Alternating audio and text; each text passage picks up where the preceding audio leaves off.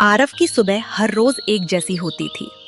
छोटा सा कमरा, टूटी हुई खिड़की और दीवार पर टंगी माँ की पुरानी तस्वीर। अचानक अलार्म बज उठा। आरव हड़बड़ाकर उठा। आज देर नहीं होनी चाहिए। वो बिस्तर से उठा, लेकिन खड़े होते ही पेट में हल्का सा दर्द हुआ। उसने पेट पर हाथ रखा।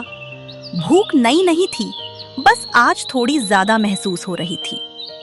कमरे में खाने के नाम पर सिर्फ एक खाली थाली थी। आरव ने माँ की तस्वीर देखी। एक दिन आपको यहाँ से निकालूंगा माँ, बस थोड़ा और सब्र। कमरे से बाहर निकलते ही आरव ने अपनी पुरानी बाइक की तरफ देखा। वो बाइक नहीं, बल्कि उसकी रोजी रोटी थी। आरव ने किक मारी। एक बार, दो बार, तीसरी बार बाइक चल पड़ी। जैसे बूढ़ा इंसान दर्द सहकर खड़ा होता है, वैसे ही वो बाइक भी चल पड़ी। आरव शहर की गलियों से गुजरने लगा।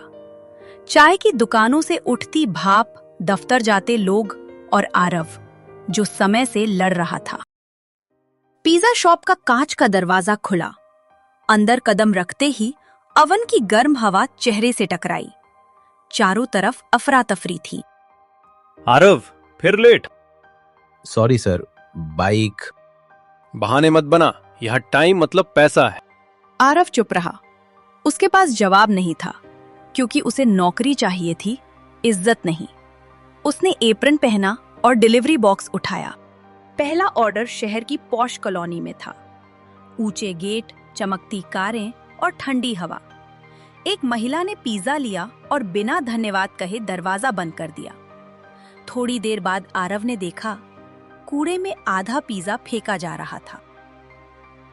जिसे खाना समझा जाता है, वो किसी और के लिए सपना होता है।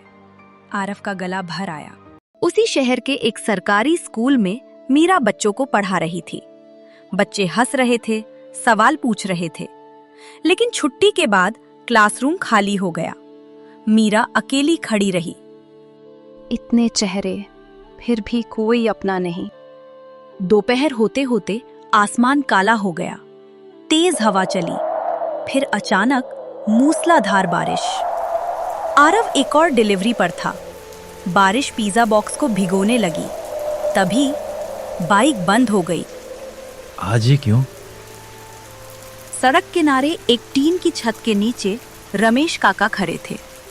60 साल की उम्र, कमजोर शरीर, पर आंखों में सम्मान। पिज्जा की खुशबू हवा में तैर रही थी। रमेश काका ने मुंह फेर लिया। मांगने से अच्छा है भूखा रहना। उसी बारिश में एक नन्हा सा बच्चा खड़ा था। नाम कबीर, लेकिन आंखों में चमक। भैया, पिज्जा सच में गोल होता है? हाँ, और बहुत स्वादिष्ट। मैंने कभी नहीं खाया।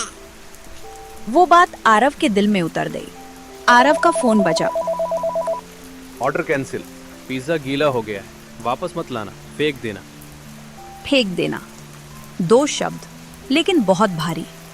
आरव ने पिज्जा बॉक्स देखा, फिर रमेश काका को, फिर कबीर को। उसका दिल तेज धड़कने लगा। बारिश लगातार गिर रही थी। सड़क पर पानी बह रहा था और आरव के भीतर सवाल। उसके हाथ में पिज्जा का डिब्बा था, लेकिन दिमाग में मालिक शर्मा की आवाज, फेंक देना। दूसरी तरफ रमेश काका की झुकी हुई आंखें और कबीर की मासूम मुस्कान। अगर फेंक दिया तो मैं भी उन्हीं जैसा हो जाऊंगा जो खाना बर्बाद करते हैं। आरव ने धीरे से पिज्जा बॉक्स खोला। गरम भाप बाहर निकली। पनीर की खुशबू बारिश की नमी से टकरा गई। कबीर की आंखें चमक उठी। भैया, खुशबू कितनी अच्छी है। रमेश काका ने तुरंत मुंह फेर लिया। नहीं बेटा, ये तुम्हारा। ये मेरा नहीं है काका, ये किसी का नहीं है। और जो किसी का नहीं होता, वो सबका होता है। आरव ने पिज्जा काटा। उसने पहला स्लाइस रमेश काका की तरफ बढ़ाया। पहले आप खाइए। सालों हो गए बेटा, किसी ने पहले नहीं कहा। उन्होंने हाथ बढ़ाया। पहला कौर मुंह में रखते ही उनकी आंखों से आंसू गिर पड़े। अब आरव ने दूसरा स्लाइस कबीर को दिया।